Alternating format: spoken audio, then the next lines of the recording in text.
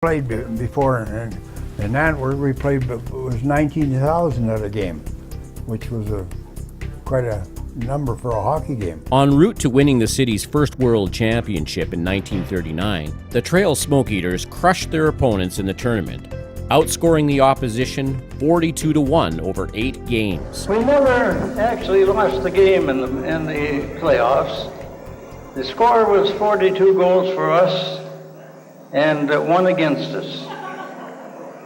So after the second period, when this goal was scored against us, I went over to Johnson, Tommy Johnson, my partner on defense.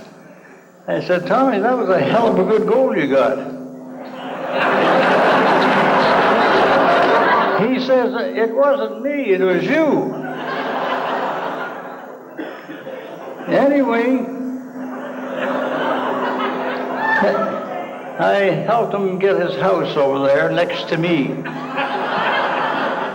to make sure that he told the story the right way. Never before or since has the tournament seen such an exhibition of dominance. One newspaper wrote, "With scintillating help from the goalies Duke Scodellaro and Buck Buchanan, the Smoke Eaters scored a total of 21 shutout victories. The team's short checkerboard passing attack enabled them to pile up a total of 301 goals, while opposing teams nicked them for only 61. The champions appeared in 9 countries, blazing a meteoric hockey trail that saw them score an average of 5.5 goals per game, while the average score against them was 1.1.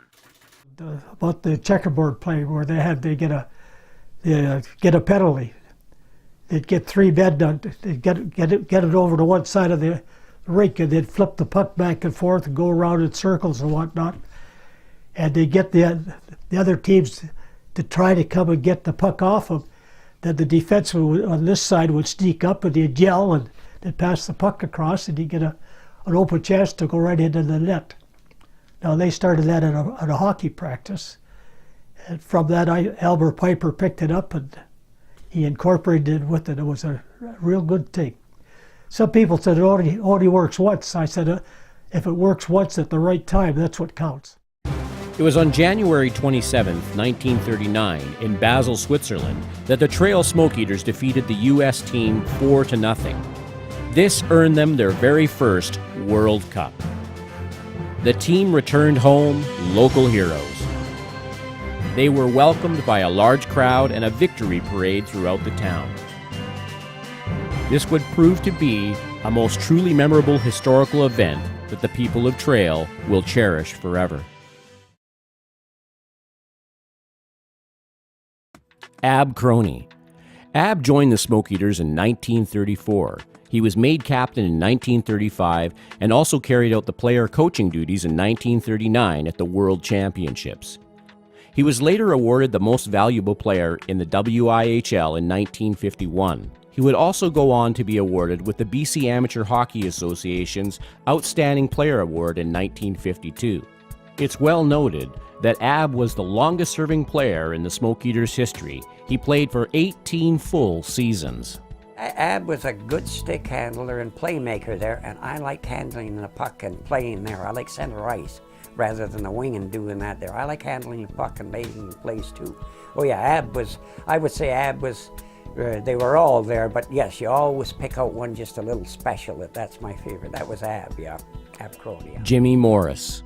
It is doubtful if there has ever been a player to pull on the Smoke Eater sweater that has been a greater favorite with the hockey fans than Jimmy Morris. Unlike his teammates, Jimmy served his entire hockey apprenticeship in Trail, playing in high school and junior ranks before advancing to the senior company with the now World Championships. Morris's all-around athletic ability also made him extremely popular in many other branches of sport as well. Jimmy was quite an athlete. Of course, I was young, but Jimmy was a fantastic baseball player, softball player. He was a good swimmer, diver. He was an all-around athlete. They were very good. Oh yeah. I always liked Ab Crony. He was a centerman. I played center, so I always liked Ab. But no, they're all very good. Jimmy Morris, Jimmy Morris and Ab Crony and Jimmy Haight and guys like that. Yeah. Duke Scotolero was my favorite. He was a good friend of mine. We used to go fishing all the time together for summer and spring. Yeah, and Duke Scotolero, and very nice personality. Never wore a swear word in his mouth. Duke Scotolero, aka Meet Ya Halfway, for his pre-Jacques Plante practice of skating out and forwarding the puck. In 1952-1953, he was awarded by the BC Amateur Hockey Association with the Outstanding Player Award.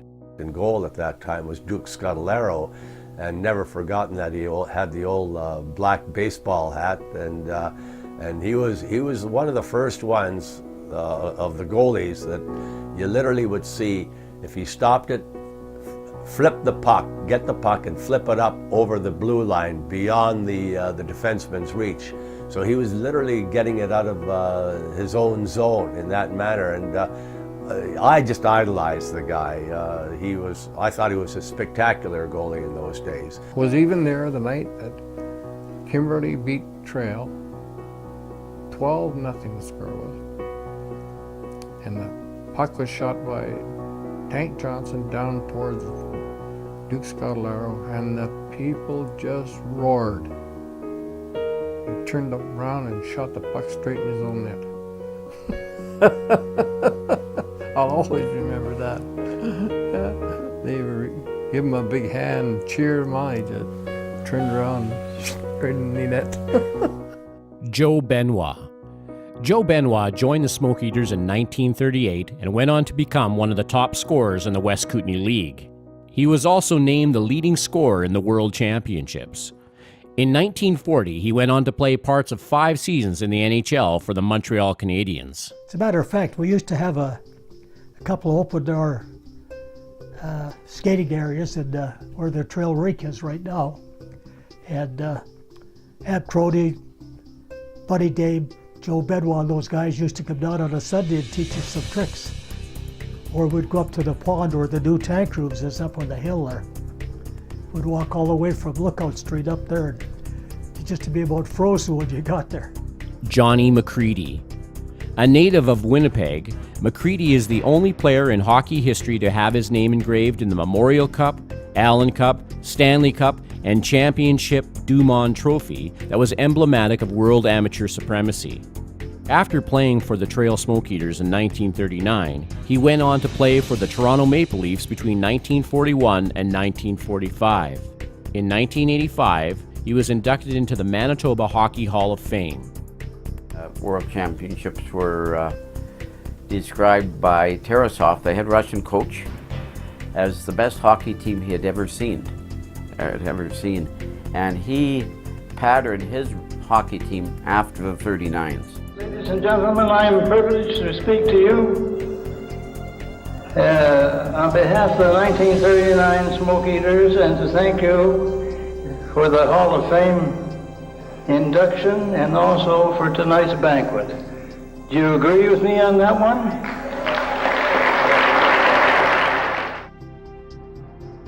If ever a Canadian stepped into the hero role in European hockey and completely captured the heart of fans and sports writers, it would be Trail's Mike Buckna. He was known as the father of Czechoslovakian hockey, the man who made the country into a European hockey power. But he was unreal. He'd go in the corners and 90% of the time he'd come out with a puck. And then I had the good fortune of playing for Mikey when I was playing for Roslyn. And Mikey was he was so knowledgeable, you know. And when Trail went there, they were beating everybody by big scores, and they beat Czechoslovakia 2-1. And, well, Mikey got them, playing our style of hockey. Mike got his start in the junior ranks, wearing Trail colors in the seasons of 1930 to 1932. He crashed the senior ranks along with Jimmy Morris, another Trailbred product, after serving 2 seasons in the junior company. Besides coaching his own team in 1938, Mike tutored other senior outfits as well as the juniors. Later, he would lead the Czechs to the World Championship in 1947. By 1949, Buckna was back in Trail as player-coach of the Smoke Eaters. In 1956, he was offered the head coaching job with the Canadian national team, but turned it down in order to coach the newly formed Rosslyn Warriors in the Western International Hockey League. In 1978, Buckna was invited to return to Czechoslovakia as a guest of the government and the Czech Hockey Federation. He was showered with tributes and officially honored as the father of Czech hockey. Beside that comment about the 39 Smokies and Mike Buckna being known as the father of hockey in Czechoslovakia, one could say that the style of hockey played in Europe today has its roots in Trail, BC, because of the influence of the Mike Buckna and the 39 Smokies.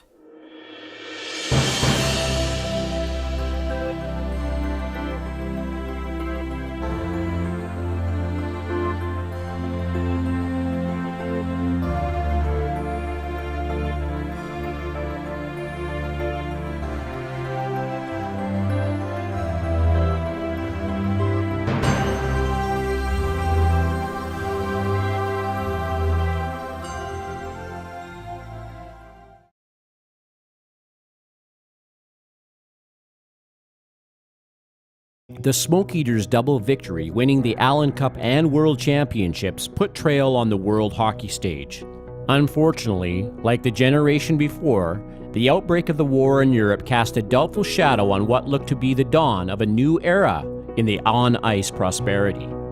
When the war started and doing that there, it knocked everything out of whack, actually, there, really. It kind of knocked everything out of whack there, because the guys went away to the service there and doing it, and even the kids playing hockey wasn't that much into it. And you know how many, say 18, I just missed the war there. I could have got in the tail end, actually, there, when I went to Nanaimo, actually, but it just, even the bantams, midgets, the junior hockey, the senior hockey, just disrupted with people going away and not having our same hockey players coming in and do that. It was pretty slow, actually, there.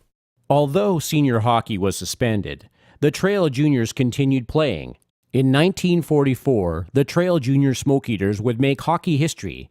They would become the first BC team to make it all the way to the Memorial Cup finals. We won the best-of-5 series there. Then we found out we had an overage player. Somebody in the crowd knew it all the time, but when Regina won, we were told we were going to go back to Trail. Instead, they sent us back to Moose Jaw to replay the series. And they gave them 2 games, so we had to beat them 3 straight to win, which we did. Matter of fact, in the first goal, I got 3 goals in the first period of the rematch. And then we went on and we played Port Arthur, and we beat them 3 straight. And then we got to Toronto, and we had to lay around for about 10 days.